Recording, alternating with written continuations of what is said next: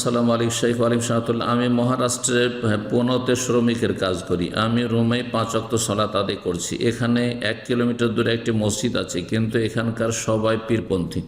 এখন আমি তাদের সাথে জুমার সালাত আদায় করব নাকি নিজের রুমে জোহরের সালাত আদায় করব, একটু বলবেন।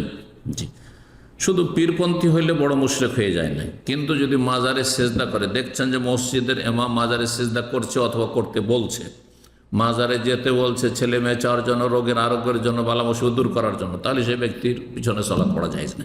তার নিজেরও সালাত হয় না, যার নিজের সালাত হয় না তার পিছনে সালাত পড়া যায় না। কিন্তু আপনি জোহর পড়তে থাকবেন, এটা কদিন? সারা জীবন এরকম চালাবেন? আর 2-4 দিন হঠাৎ পড়ে গেছেন, এরকম পরিস্থিতি, সেটা আলাদা কথা। কিন্তু আপনি এমন এলাকায় বসবাস করবেন, স্থায়ী হোক অথবা অস্থায়ী হোক, জায়েজ নাই।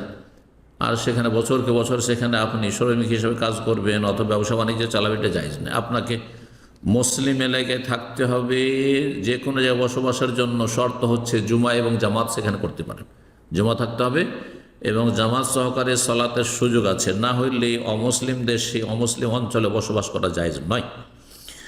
এখন আমি তাদের সাথে বলছেন যে এখন আমি তাদের সাথে জুমার সালাত আদায় করব নাকি নিজের রুমে জোহরের সালাত আদায় করব, এটা আপনি যেমনটা বললাম, বড় মুশরিক যদি স্পষ্ট আপনার চোখের সামনে প্রমাণিত হয়, তাহলে তাদের পিছনে ইক্তেদা করা জায়েজ নয়। জোহর পড়বেন, কিন্তু 2-4 দিন চলবে, আর আপনি মাসকে মাস, বছরকে বছর থাকবেন ওই সব এলাকায়, জায়েজ নয়। সেখান থেকে হিজরত করতে হবে, অন্য জায়গায় কাজ তলাশ করতে হবে, আপনার উপর ফরজ, না হলে গুনাহগার হবে। আসসালামু আলাইকুম শেখ আলিম সালামতুল্লাহ। আমার প্রশ্ন হচ্ছে যে একজন মহিলার ঘর বাড়ি নাই, চাকরি করে কিছু টাকা জমিয়েছে ঘর করার জন্য, জমি কেনার পরে টাকা শেষ হয়ে গেছে, রেজিস্ট্রি করার টাকা নেই। এখন রেজিস্ট্রি করার জন্য তাকে জাকাত দিলে জাকাত আদায় হবে?